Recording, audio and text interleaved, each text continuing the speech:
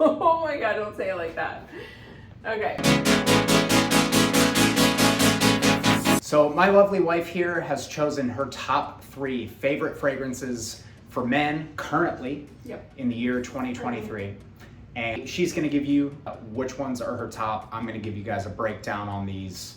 Let's hop into it. Before we hop into the list, if you guys are fans of fragrance related content just like this, and maybe you've been a watcher of the channel and you have not hit subscribe, please do consider hitting the subscribe button. It helps us out a lot. And also turn on the bell icon for notifications for future uploads. So as you can see behind us, we have a lot of fragrance. This is only 4 of the 10 total shelves. Below us, we got about 100 bottles, which is not an insane amount, but certainly more than most. And out of my entire collection, Mercedes has chosen her top 3 fragrances. These are all 10 out of 10 fragrances for her, so we are not gonna rank these. These are just 3 of her favorite fragrances for men currently. All right, so one of my top favorites, and I score my top favorites by when he wears them. If it makes my eyes roll back in my head, that's just I'm like, that's what we're all looking for, you know what I mean? Fellas, that's what we're all looking for. For sure. So that's how I ranked my list. But so to start off the list, I chose Roja Parfums Elysium. Sorry, I just put that over your face. But this, every time he wears it, man, it just passes me in the room. Oh, it just smells so good. Not only get complimented from her, but from strangers. Yes, this one is just so beautiful. And again, it's Roja Parfums. We expect that. High quality. Pretty much high quality, unique scents. But this, it's just that, it's got that salty, I call it salty watermelon quality to it. Like Elysium Imperial. Yes. Like that. Ambroxan is always one of my favorites in men's fragrances as well. So this one made it to the top for sure, obviously. Yep. This is a bouquet of citruses at the top. There are some herbal and aromatic notes in here. It's a very woody base, super woody base. This bottle seems to be macerating and getting even better with time, which I love.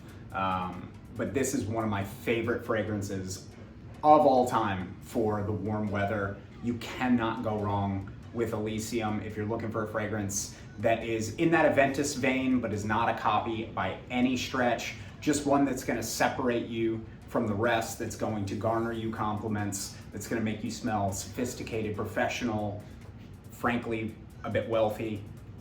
Elysium is the one. Yeah, we love this one. Moving on. All right, so next up on my list is one of my favorites. We actually got it in Paris. It is Dior Homme Parfum, Chef's Kiss. Every time he wears it, just fantastic. It's really one of the best, in my opinion, the best iris fragrances. It's spicy, it's sweet, and it is just one of my favorites for men right now. Yeah, it's awesome. I love it so much. I have a quick caveat. Some of you may know about this fragrance and how hard it can be to acquire a bottle. We happened to be in Paris. I asked around, and a store called Samaritan in Paris carried this in store. We were just over in Italy. We went to London last year. There was a lot of places I asked that did not have this fragrance.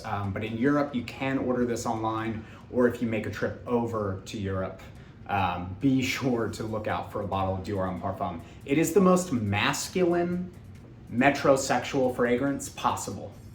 Like, this does not smell traditionally masculine. This smells, it has this mysterious quality about it. People are going to ask you. I think this is my most complimented fragrance in one night. I put this on, I got 8 compliments, unsolicited. You know, some of my friends know that I wear fragrance, but a large majority of those compliments came from people I had never met. And they were asking me about this. So that is the big caveat. It's not widely available, but if you're diligent, you can pick up a bottle for a decent price on Facebook groups, online in America, or again, if you're over in Europe, you can pick this up. But leather, iris, it's got that kind of cocoa, iris kind of feel that Dior Homme Intense made famous. This just amps it up. This is the reformulated bottle of Dior Homme Parfum, but in my opinion, this is better than the old reformulation. The rose is a bit brighter in here, but I actually prefer that. I love rose and fragrance, and I found the original formulation of this to be really dense, which some people love. I prefer it just slightly less dense, but still the performance is 12 plus hours on skin. Can't recommend this enough. For those of you that want something a little bit more readily available, while I do not think by any stretch that Dior Homme, the 2020 edition, is better than this, it's still a great fragrance, so you can go out and try that. Dior Homme Intense is still a bit harder to get, but certainly more available than this. But this is a holy grail kind of a fragrance, which is, I think, why it's in this video. It's not only it's my favorite designer fragrance of all time, beating out La Nuit de l'Homme, which was for ages. My favorite designer of all time.